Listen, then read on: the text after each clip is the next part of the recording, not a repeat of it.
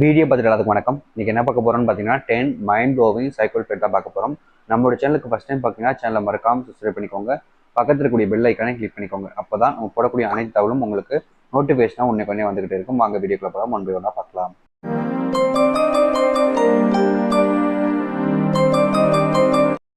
நீங்கள் விரும்பிக் கொண்டிருந்த ஆண் ஒரு சில நாட்களாக அமைதியாகவே இருக்கிறார்கள் என்றால் அவர்கள் மனதில் அதிகம் காயப்பட்டு விட்டார்கள் என்ற அர்த்தம்.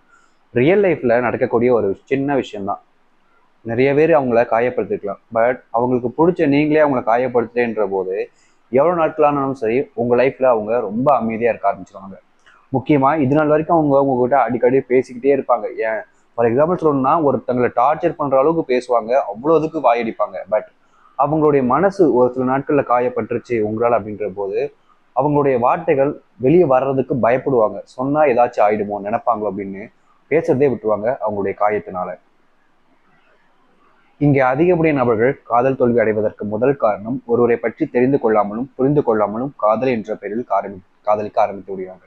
இங்க நிறைய பேர் பண்ணக்கூடிய மிகப்பெரிய மிஸ்டேக் என்ன தெரியுமா? லவ் எப்படி சொல்றோம்னா ஒருத்தங்களுடைய கேரக்டர் அவங்க எப்படிப்பட்டவங்க நமக்கு அப்படின்னு தெரிஞ்சு ஒரு விஷயங்களுக்குள்ள வரும். இங்க நிறைய பேர் சொல்லுவாங்க பார்த்தோன்னே ஃபர்ஸ்ட் லைட் லவ் அப்படிம்பாங்க. ஒருத்தங்களோட ஃபர்ஸ்ட் லைட் லவ் அப்படிங்கிறது மோஸ்ட்லி பார்த்தீங்கன்னா அவங்க வரக்கூடியது ஒன்லி அந்த அழகுக்காக மட்டுமே தான். ஏன்னா ஒருத்தங்களை புரியாம அவங்கள பத்தி எப்படி நமக்கு அவங்களுக்கு மேல அன்பு வரும், காதல் வரும். பட் இங்க நிறைய பேர் அப்படிதான் சொல்லுவாங்க படத்துல பொறுத்த வரைக்கும். ரியல் லைஃப்ல அந்த மாதிரி ஒன்று கிடையவே கிடையாது. உங்க லைஃப்ல நீங்க புரிஞ்சுக்கிட்டு வந்தா மட்டும்தான் அது நீடிக்கும். அன்புக்காக இயங்கிக் கொண்டிருக்க ஆணிடம் நீங்கள் சிறிதளவு அன்பு காமித்தாலும் அந்த ஆண் உங்கள் மீது உயிரை வைத்து விடுவார்கள். அதாவது பாத்தீங்கன்னா ரியல் லைஃப்ல இது உண்மையாவே நடக்கிற ஒரு விஷயம்தான். ஆண்களோ பெண்களோ யாரா வேணா இருக்கலாம், ஆனா ஒருத்தங்க அன்புக்காக இயங்குறாங்க, பார்த்தீங்கன்னா ஒருத்தங்களுடைய அரவணைப்பு இல்லாமல் இருக்காங்கன்ற போது அந்த டைம்ல யார் அவங்கள அரவணைச்சாலும் அவங்க ஏற்றுப்பாங்க. இங்கே மோஸ்ட்லி தவறுகள் நடக்கிறதுக்கு காரணமே இதுதான். அவங்க நல்லவங்களா கெட்டவங்களா நீங்க யாரும் பார்க்கறது கிடையாது. நமக்கு மேல அக்கறை எடுத்து அன்பு காமிக்கிறாங்களே அப்படின்ற ஒரு காரணத்தினாலே நிறைய தப்பானவங்க இப்படி பண்ணுவாங்க. ஆனா உண்மையா நல்லவங்க அவங்கள நம்பி ஏமாந்து போவாங்க. காதல் தோல்விக்கு பிறகு ஒவ்வொரு நபர்களும் காதல் தோல்வி பாடல்களை அதிகமாக விரும்புகிறார்கள். அந்த பாடல்கள் அனைத்தும் அவர்களுக்காக எழுதப்பட்டது போல் இருக்கிறது என்று நினைக்கவும் செய்கிறார்கள். இங்க மோஸ்ட் ஆஃப் த பீப்புள் பார்த்தீங்கன்னா அவங்க லைஃப்ல லவ் ஃபெயிலியர்னு ஒரு விஷயம் நடக்குது.